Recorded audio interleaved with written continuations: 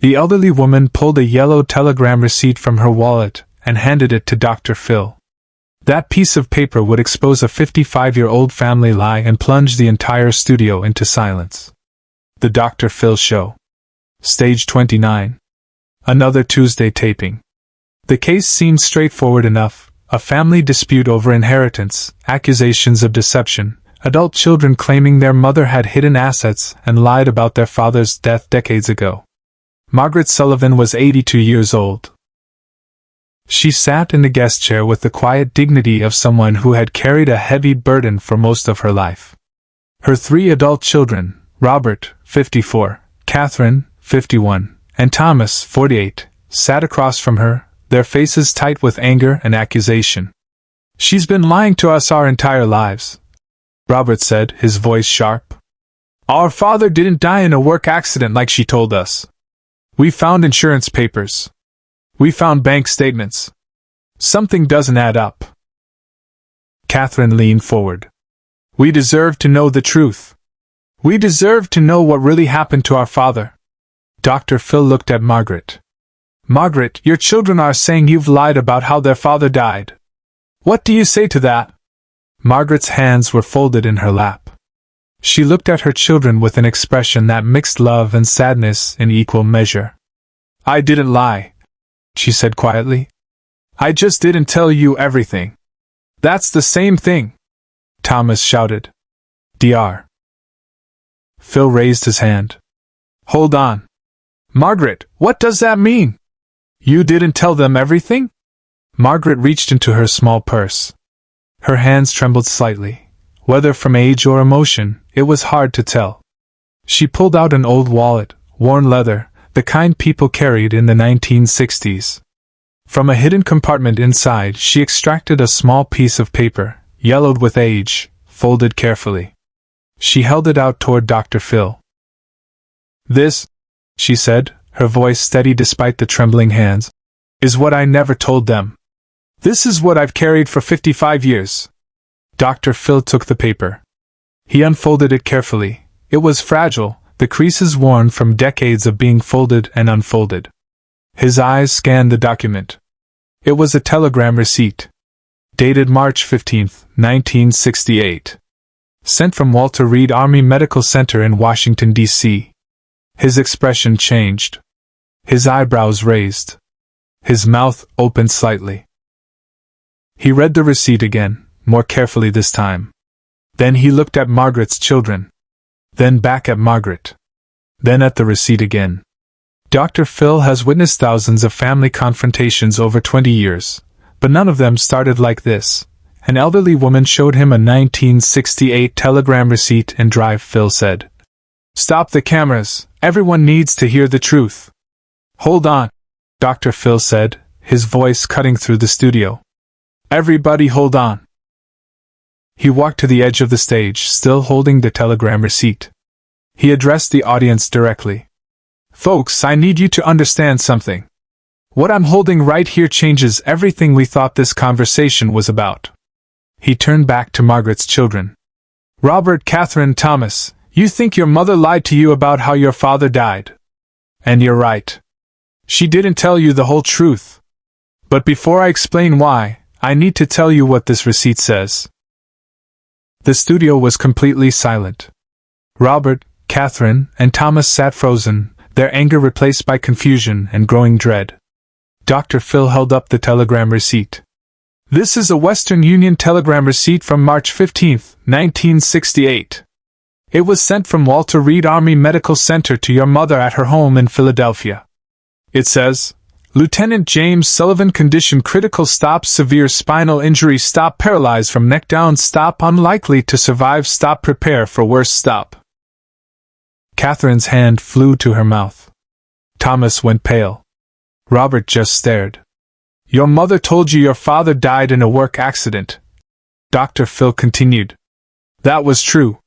But she didn't tell you where he was working. Or why. Or what happened after he died." He looked at Margaret. "Margaret, I think it's time. I think after 55 years, your children deserve to know the whole story. Don't you?" Margaret's eyes filled with tears. She nodded slowly. Then tell them, Dr. Phil said gently. Tell them what really happened to their father. Margaret took a deep breath. When she spoke, her voice was stronger than anyone expected. Your father didn't die in 1968, she said. The studio erupted in gasps. Her children looked like they'd been physically struck. What? Robert's voice was barely a whisper. He didn't die in 1968, Margaret repeated. That telegram, the one Dr. Phil just read, that was when he was injured. He was in Vietnam. He wasn't supposed to be there. He told me he had a desk job in Washington. But he'd volunteered for a combat engineering unit. He was building a bridge when it collapsed. A support beam fell on him. Broke his neck.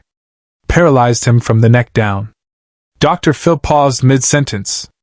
The studio went completely silent. He lived for 17 more years. Margaret continued, tears now streaming down her face. 17 years in a VA hospital in Maryland. Completely paralyzed. On a ventilator. Unable to speak above a whisper. He could move his eyes. That was all. Catherine was sobbing. Why didn't you tell us? Why didn't you let us see him? Because he asked me not to, Margaret said, her voice breaking. The last clear words he ever spoke to me were in that hospital room in March 1968.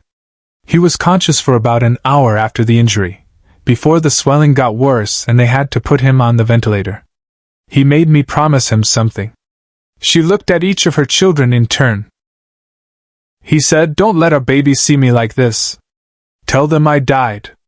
Let them remember a father who was strong. Not this. Never this.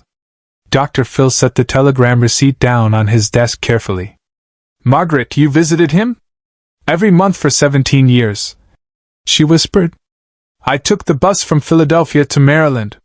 Spent weekends sitting beside his bed, reading to him, telling him about you kids. He could blink yes or no. That was how we talked. I'd ask questions. He'd blink. Did he? Did he ask about us? Thomas's voice was thick with emotion. Margaret nodded. Every single visit. He wanted to know everything. What you were learning in school. What sports you played. Who your friends were. What you looked like. I brought pictures. The nurses would hold them up so he could see. Robert was crying now too. And you never told us. For 55 years. Even after he died. He died in 1985. Margaret said. You were in college, Catherine was in high school, Thomas was in middle school. You were building your lives. How was I supposed to tell you? By the way, your father didn't actually die when you were babies. He's been alive this whole time, paralyzed in a hospital bed, and I've been visiting him every month while telling you he was gone. Subscribe and leave a comment, because the most powerful part of this story is still ahead. Dr. Phil sat down in the chair beside Margaret. Margaret, I need to ask you something. And I need you to be completely honest. Did James, your husband, did he ever change his mind? Did he ever want to see his children? Margaret closed her eyes. Yes. Once. It was 1979. You were 17, Robert. You just gotten accepted to Penn State. I told James. And he started crying. The nurses said it was the first time they'd ever seen him cry since the injury. He blinked out a message. Took him 20 minutes. He wanted to see you. Just once. He wanted to tell you he was proud. Why didn't you bring me? Robert's voice was anguished. Because I was a coward, Margaret said simply. I was terrified. Terrified of what it would do to you. Terrified that you'd hate me for lying all those years. Terrified that seeing him like that would break you. So I told him no. I told him it was too dangerous, too confusing. He blinked okay. But I saw it in his eyes. I saw the hope die. She reached into her purse again and pulled out a photograph. Old, faded, showing a man in a hospital bed, motionless except for his eyes, which were looking directly at the camera. Beside the bed, Margaret, 30 years younger, holding the camera at arm's length, creating the 1970s version of a selfie. "This is the only picture I have of him from those years," she said, handing it to Dr. Phil. "I took it on our 20th wedding anniversary. 1975. I brought a cake. The nurses helped me set it up. I sang happy anniversary to him. He blinked I love you in Morse code. We'd learned Morse code together so we could talk faster." Dr. Phil showed the photograph to the children.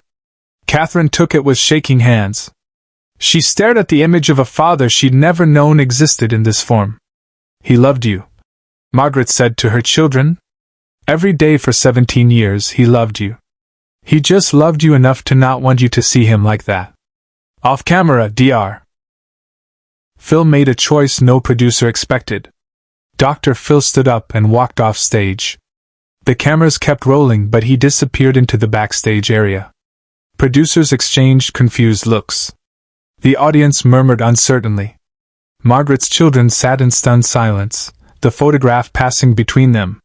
3 minutes later, Dr. Phil returned.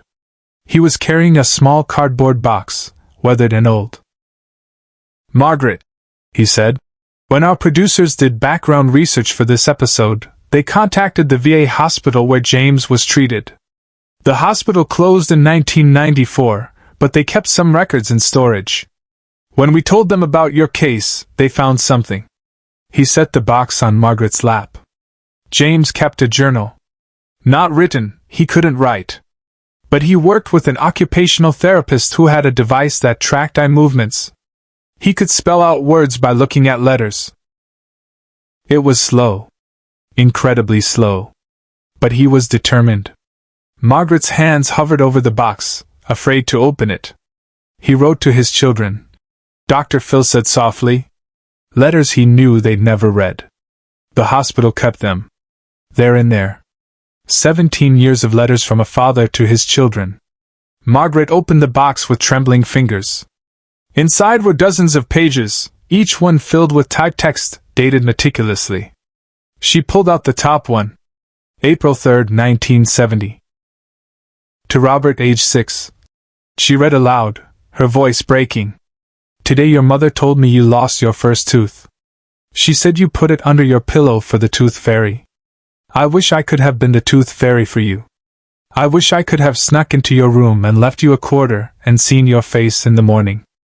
Your mother said you smiled so big she could see the gap where your tooth was. I bet it was the best smile in the world. I'm sorry I'm not there to see it. I'm sorry for a lot of things. But I'm not sorry I'm your father. That's the one thing I'll never be sorry for. I love you. Dad." The studio erupted. Not in applause. In tears. 300 people crying together, watching a family discover a love that had been hidden for half a century. Robert stood up and crossed to his mother. He knelt beside her chair and took her hands. "I'm sorry," he whispered. "I'm sorry we accused you. I'm sorry we thought you were lying to hurt us." "I was lying," Margaret said. "But not to hurt you. To protect you. Like your father wanted." Catherine and Thomas joined them, all 4 of them holding each other, crying, the box of letters sitting open on Margaret's lap. But what happened next is something no one in the room, or watching at home, saw coming. Dr. Phil pulled an envelope from his jacket pocket. "There's one more thing," he said. "The VA hospital also found this. It was written in 1984, a year before James died. He worked on it for 6 months. It's addressed to all 3 of you." He handed the envelope to Robert. "Your father's last letter. Read it. Together." Robert opened the envelope with shaking hands. Inside was a single page, typed in the same format as all the others. He read it aloud, his voice thick with tears. "To my children, Robert, Catherine, and Thomas. If you're reading this, it means your mother finally told you the truth. It means you know I didn't die when you were small. I want you to know that every day I chose this silence was the hardest day of my life. But I chose it because I loved you. I didn't want you to remember a broken father. I wanted you to remember someone strong. Your mother gave me that gift.